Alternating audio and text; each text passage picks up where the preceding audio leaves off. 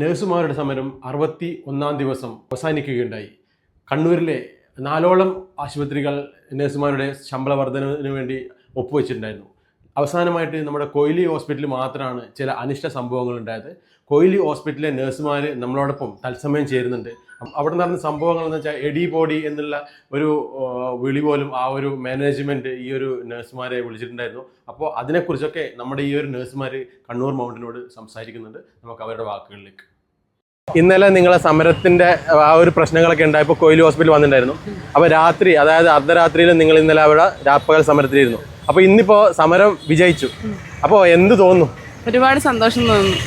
അതായത് നിങ്ങളൊരു ഈ നഴ്സുമാരുടെ ഐഎൻഎയുടെ സെക്രട്ടറി, അതാണ് സെക്രട്ടറി ആണോ? അതെ, ധനലക്ഷ്മിയുടെ സെക്രട്ടറിയാണ്. അപ്പോൾ മൊത്തം അതായത് കണ്ണൂരിലെ എല്ലാ നഴ്സുമാരുടെ ഒപ്പം നിന്ന ഒരു ആളാണ് നിമ്മി എന്ന് പറയുന്നത്. അപ്പോൾ എന്താണ് പറയാനുള്ളത്? എല്ലാവരും ഉണ്ടായിരുന്നു. 5 ഹോസ്പിറ്റലിൽ ഒപ്പുവെച്ചിട്ട് കൊയിലി മാത്രമാണ് ഒപ്പുവെക്കാണ്ടിരുന്നത്. അപ്പം ബാക്കി എല്ലാ ഹോസ്പിറ്റലിലും ആൾക്കാരും ഉണ്ടായിരുന്നു. അപ്പം എല്ലാവരുടെയും സപ്പോർട്ടാണ് വിജയം. നമ്മൾ മാത്രമല്ല, ജനങ്ങളും അതേപോലെ തന്നെ സമരസഹായത്തിൻ്റെ ആൾക്കാരും ഉണ്ടായിരുന്നു. എല്ലാവരും ഒപ്പം നിന്നതുകൊണ്ടാണ് ഇത് ഇത്രയും നല്ല വിജയത്തിലോട്ട് എത്തിയത്. ഒരുപാട് സന്തോഷം.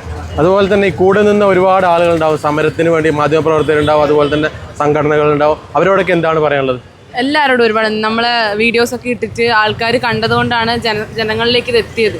അപ്പോൾ അവരുടെ സപ്പോർട്ടും അവരെന്താ അതിനെക്കുറിച്ച് പറയുന്നത്, നമ്മളെങ്ങനെയാണ് കാണുന്നതെന്നൊക്കെ നമുക്ക് മനസ്സിലാക്കാൻ പറ്റിയത് മീഡിയ വഴിയാണ്. അതേപോലെ തന്നെ പാർട്ടിക്കാർ കുറേ ആൾക്കാരുണ്ടായിരുന്നു. രാവും പകലും അവരുടെ ജോലി മാറ്റി വെച്ചിട്ടൊക്കെ കുറേ ആൾക്കാർ വന്നു. എല്ലാവർക്കും ഒരുപാട് നന്ദി. അതുപോലെ തന്നെ നിങ്ങളോടൊപ്പം കട്ടക്ക് നിന്ന നിങ്ങളുടെ കുടുംബാംഗങ്ങൾ, അതുപോലെ തന്നെ മറ്റ് ഈ സ്റ്റാഫുകളെല്ലാവരും ആ ഒരു കൂട്ട യോജിപ്പിൻ്റെ ഒരു പുറത്ത് മാത്രമാണ് നമുക്ക് എന്തിനൊരു വിജയം കണ്ടെത്താൻ പറ്റുക. അപ്പോൾ എന്താണ്? ഫാമിലി ഒരുപാട് സപ്പോർട്ടാണ്. അവരുള്ളതുകൊണ്ടാണ് നമ്മൾ ഇത്രയും ദിവസമായിട്ടും, അതായത് വരുമാനമൊന്നും ഇല്ലാണ്ട് നിന്നിട്ട് അവരാണ് നമ്മളെ നോക്കിക്കൊണ്ടിരുന്നത്. അപ്പം അവരുടെ സപ്പോർട്ട് ഉള്ളതുകൊണ്ടാണ് ഇതൊരു വിജയത്തിലേക്ക് എത്തിയത്. അപ്പോൾ നിങ്ങളും സമരത്തിന് പേരെന്താ പറഞ്ഞത്? ഡോണ.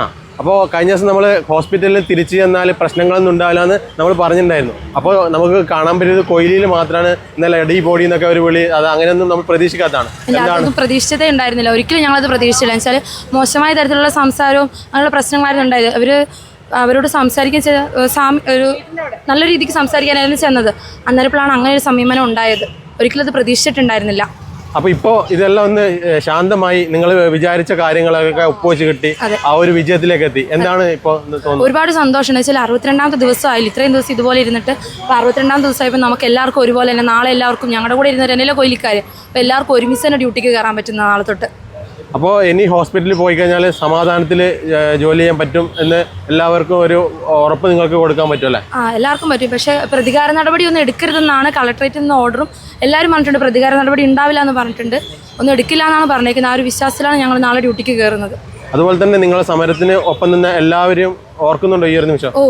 എന്തായാലും ചില സമരസഹായ നിധി അവരാണെങ്കിലും പിന്നെ പാർട്ടിക്കാരാണെങ്കിലും എല്ലാവരും, മീഡിയ ആണെങ്കിലും എല്ലാവരും നമുക്ക് ഒരുപാട് സഹായം ചെയ്തായിരുന്നു. അവരെല്ലാവരും ഉള്ളതുകൊണ്ടാണ് നമുക്കിപ്പോൾ ഇത്ര ഇതാവാൻ പറ്റിയത്, അറിയാൻ പറ്റിയത് എല്ലാവരും. അല്ലെങ്കിൽ ഞങ്ങളുടെ സമരീതി ഒരു രീതിയിൽ ഒതുങ്ങിപ്പോയേനെ.